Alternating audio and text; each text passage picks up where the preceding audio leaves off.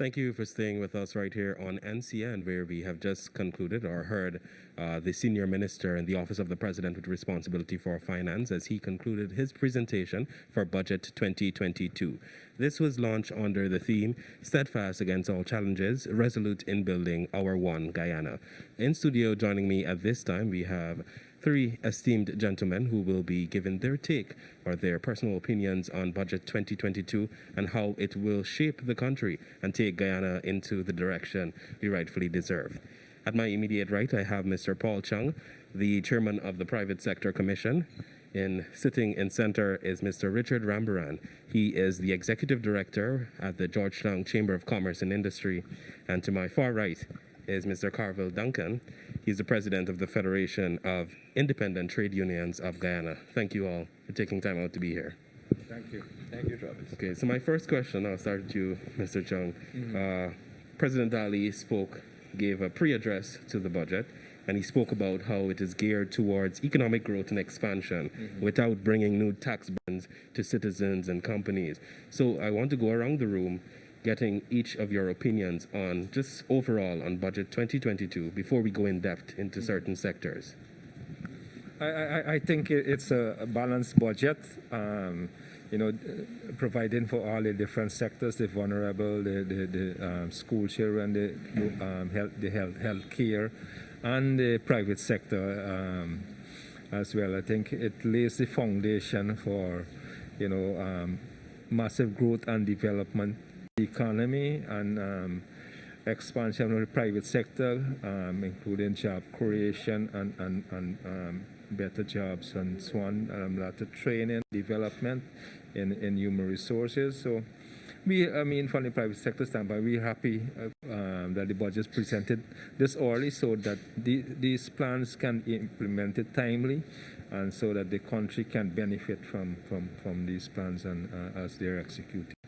Thank you for that, Mr. Rambaran. Yeah, Travis, thank you, and thank you to the team also. So the first thing I want to say is, of course, we have to couch the budget within what is happening within the global environment as well as the domestic economy. And of course, that still is under the conditions of the global pandemic as well as the supply chain issues. And I think that in itself creates the conditions within which the budget is shaped. Now, when one looks at what is happening as it relates to the global supply chain issues, one would see, and it's being seen by everyone in this room can attest to the fact that there has been inflation that has been occurring. I think what this budget does is respond in a very appropriate way to the challenges that are upon us as a result of both the global environment and some challenges that exist within the domestic economy. So I think that the budget ensures that it balances its incentives as well as its support, both from the enterprise side of things as well as from the consumer side of things. I think looking at that, it gives you a very good equilibrium in terms of moving forward. Yeah, thank you so much for that. Mr. Duncan, would you like to share? Let me start off by saying this is a budget of history. History was made here today. And by that I mean the budget reflects what has always been the thought of the People Progressive Party, that they need to move Guyana forward. And by doing that, they carry everybody with them. As a trade unionist, I am happy for the budget and what is enshrined in it, primarily because it creates employment for people. And that is fundamental, because we are a small country, our population is also small, but our thinking is big. And taking into consideration the opportunities that is now available, where we need to have human resource properly trained and equipped to take on the challenges, the budget, to my mind, has addressed that. Thank you all so much for that. Of course, budget comes in at $552.9 billion. In essence, do you believe, especially Mr. Rambran, you pointed out at this time where we are, I know a lot of persons have been talking about the cost of living, and of course, Budget 2022 addressed that significantly, putting measures in place. But given the current circumstance, how are we able to see Budget 2022 from a business perspective? How will this really enable businesses? Can we talk specifically on measures that you are happy to see that are going to be implemented this year that will bring relief to businesses and then in turn the citizens of the country? I'll start with you, Mr. Chung. Yeah, I mean, there are things in there so that would help businesses to retool. Some of the tax breaks on capital equipment, particularly for transportation and so on. Energy costs, I know the fuel price would be reduced immediately. I mean, that affects every single Guyanese, not only businesses. That would assist with your costs, reduce in terms of reducing your costs.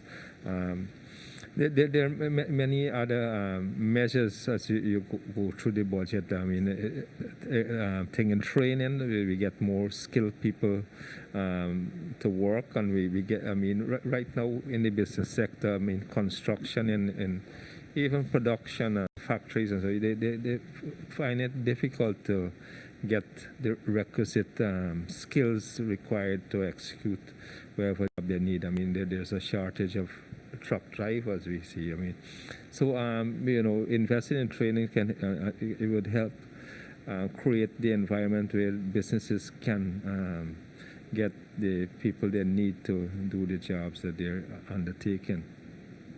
Thank you so much, Mr. Rambran. I think that there are about 4 or 5 specific measures that really stand out for me this year that will help to drive and spur private sector development along. I think one of the very first ones is, of course, the parity that would have been mentioned about tax and tax treatment between local companies as well as foreign companies. This comes at a juncture where we are especially supported through legislation of the local content. Now, that is extraordinarily important in terms of supporting Guyanese enterprise. The other, which is very important, is the elimination of that 2% withholding tax for resident contractors. That in itself frees up quite a lot of liquidity, which would have otherwise been stuck within the hands of government. And within the current context of issues with access to finance and the increase in terms of the cost of living and inflation, etc., that in itself puts money back into the hands of enterprises, which of course it has a very strong multiplier effect in the economy.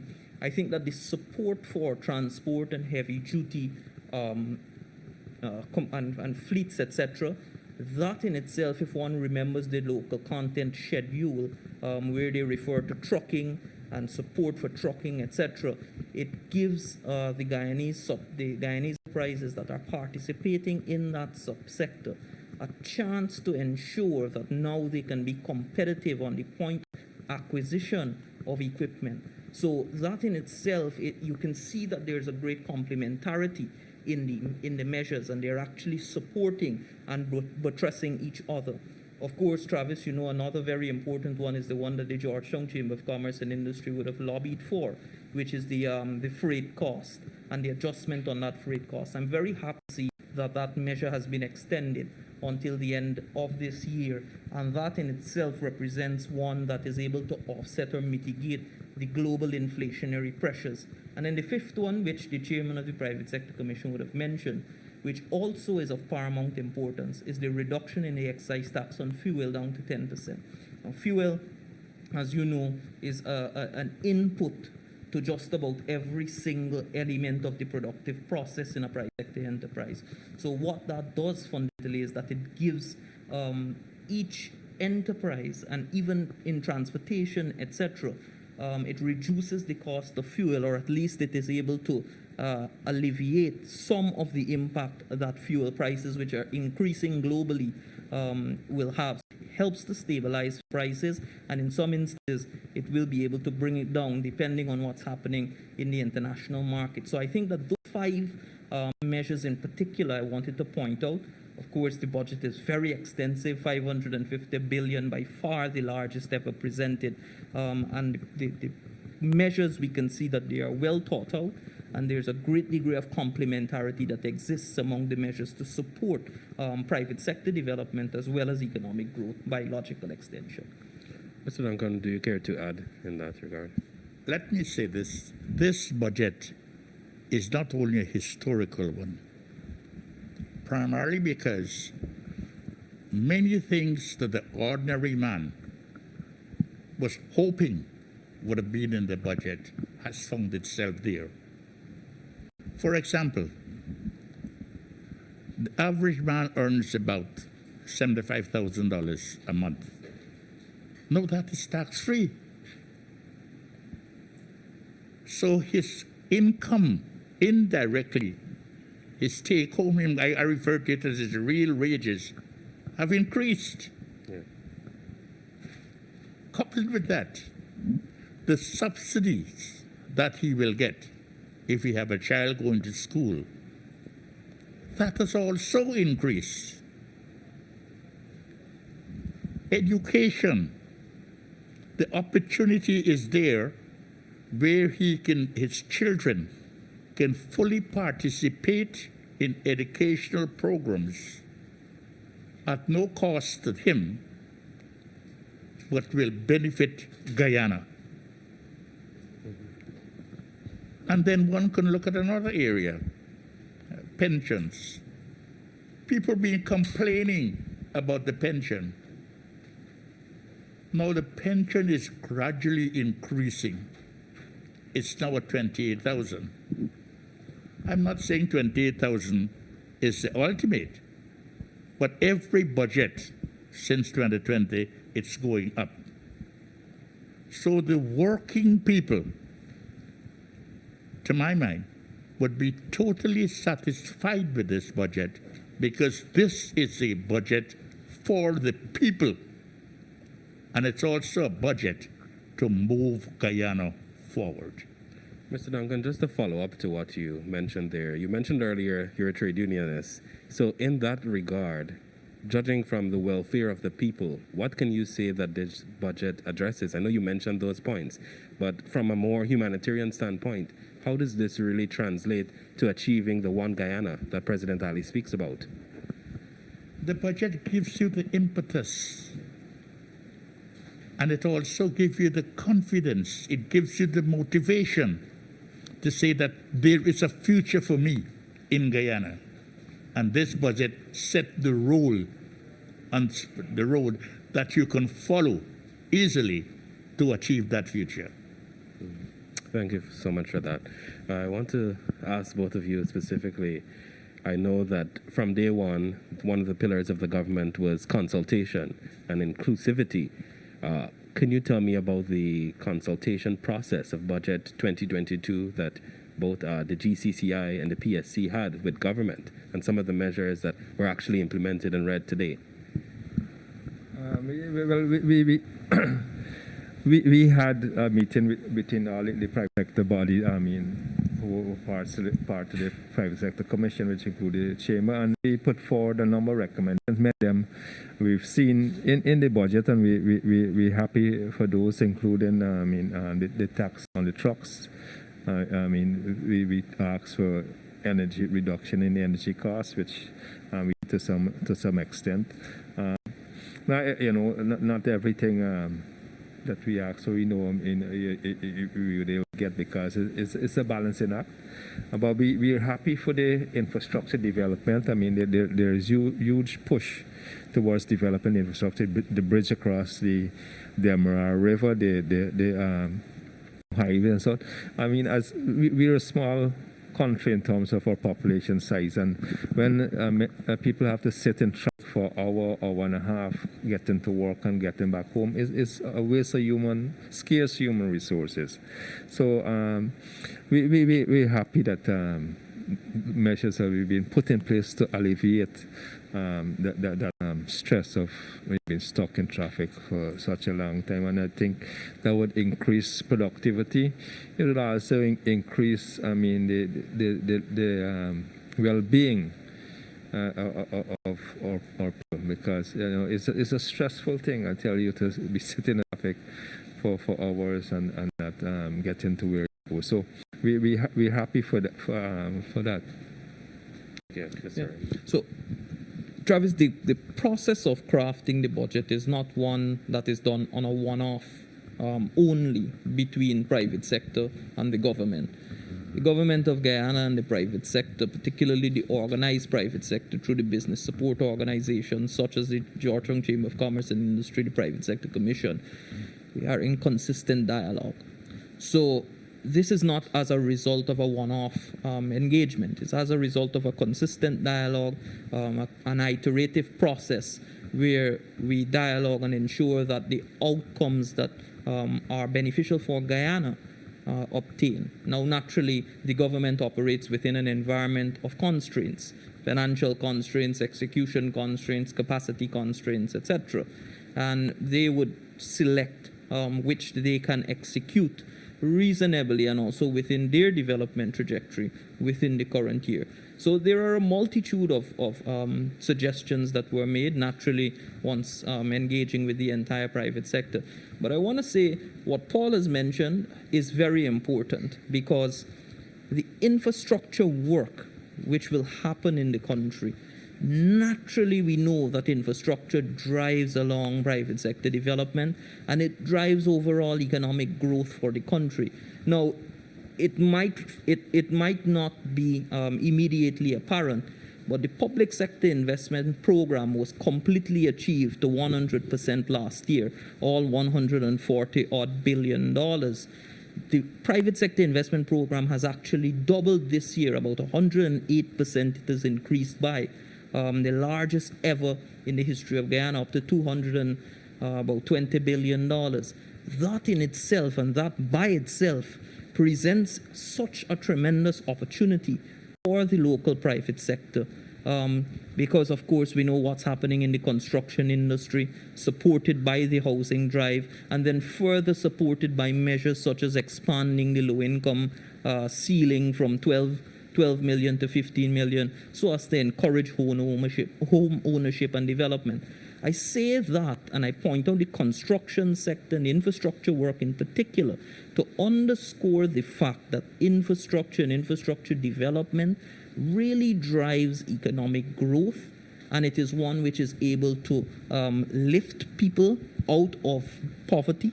It is also one that is able to put income into the hands of every single Guyanese, whether it be from enterprise, whether it be a consumer, whether it be an individual from the working class, etc. So it is an extraordinarily important development, and I did not want that to pass, because it is of paramount importance within the development trajectory. Thank you. Cognizant of where we are currently still in a pandemic, COVID-19 is ravaging the entire world. That is important to note. And we also have massive development on a large scale that is taking place in the country. Like Mr. Rambaran rightfully mentioned, the construction industry is booming. We are seeing expansion because of oil and gas, and now with local content legislation in place, it gives Guyanese that fighting chance to get what they deserve. I want to ask you specifically, with where Guyana is heading on that trajectory of development, how do you see Budget 2022 aiding that process? And even beyond, how would you want to say that the government will be able to deal with challenges that may arise in the country, also at the same time providing for the welfare of all Guyanese and even those who will be coming, because they will be benefiting from infrastructure and other sectors? So in that context, can you answer that? Mr. Chung, we could start with you. I mean, I said earlier, I mean, this budget lays the foundation for future growth and development. It's not, I mean, this can affect, I mean, us for years to come. I mean, it can continue to create employment.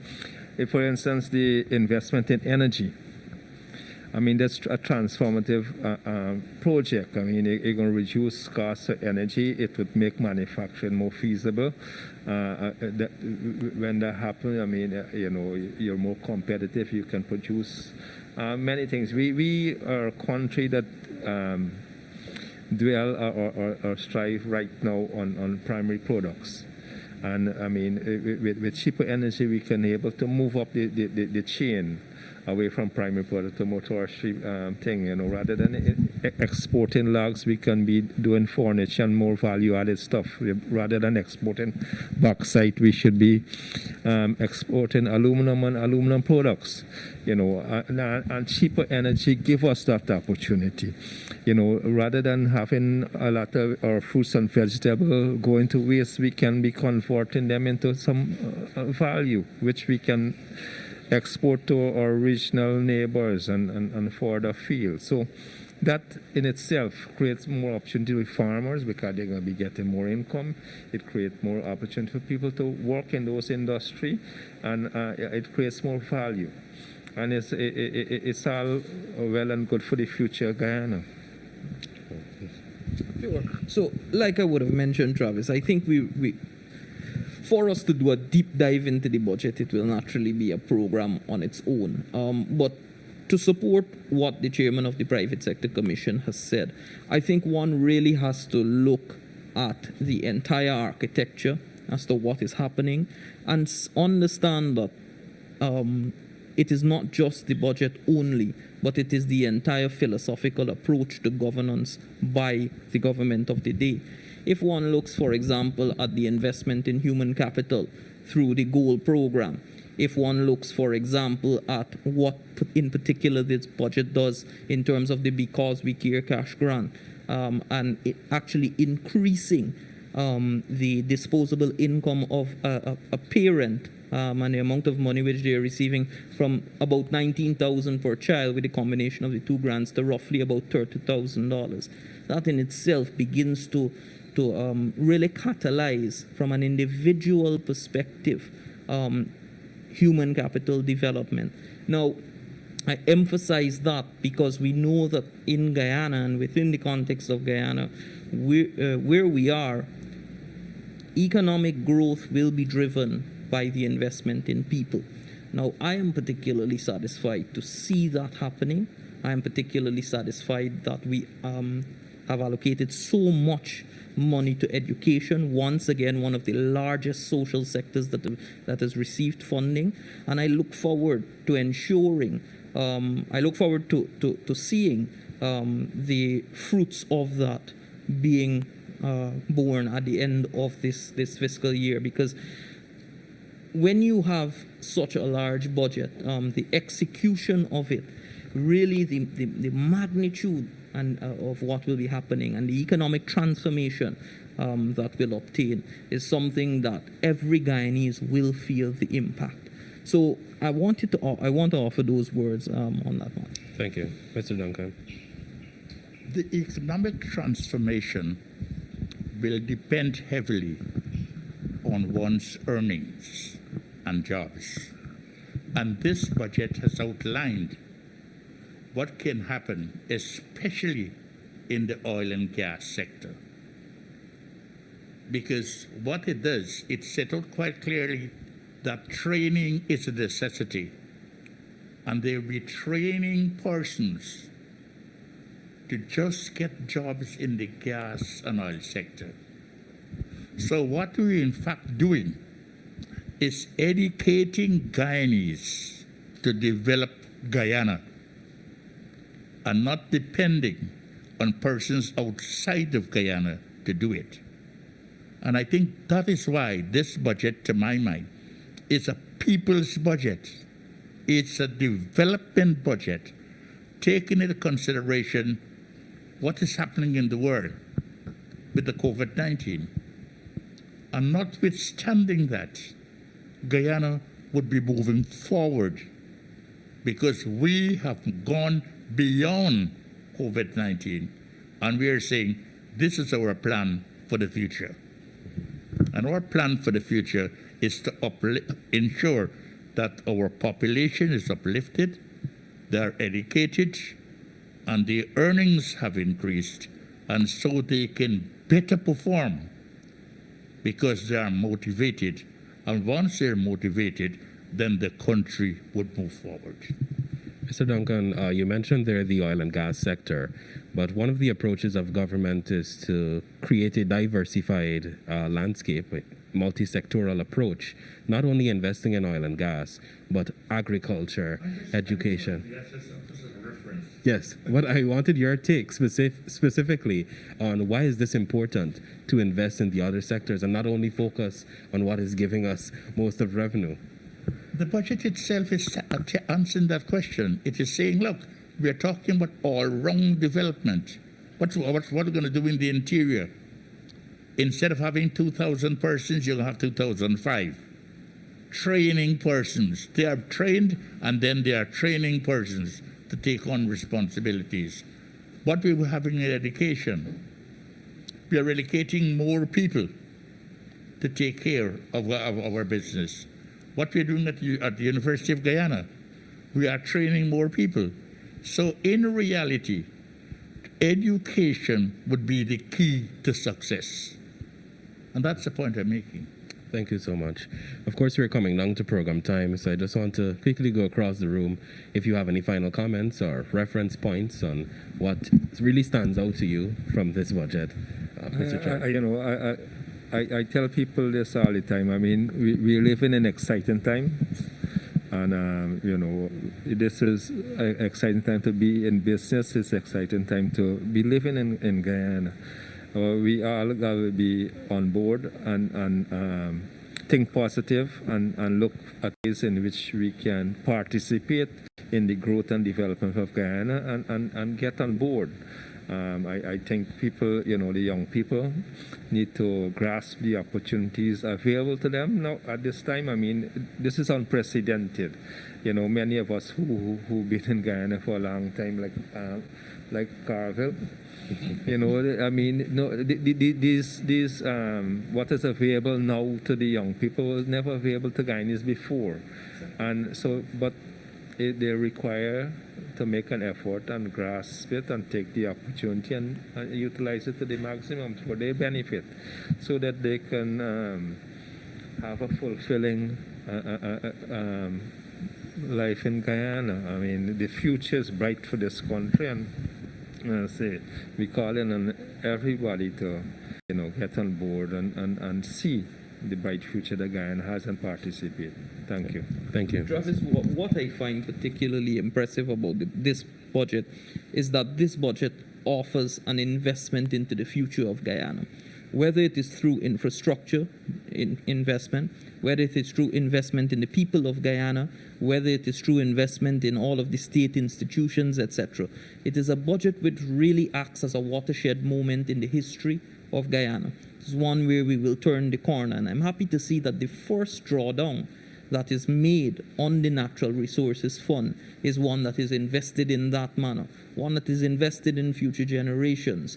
Now, it is particularly impressive that the government has been able to produce such a large budget, but it has been done in a fiscally responsible manner, in a manner which keeps the deficit of the fiscal to just about 7% of GDP. And in these trying economic times, these global economic times, you'll find that deficits around the world are running away, which equals to more debt in the future, or more debt for future generations. Once again, that in itself is an investment in the future to ensure that the future generations are not saddled with debt. The finance minister would have mentioned that we have in Guyana one of the lowest debt to GDP ratios in the entire Western Hemisphere.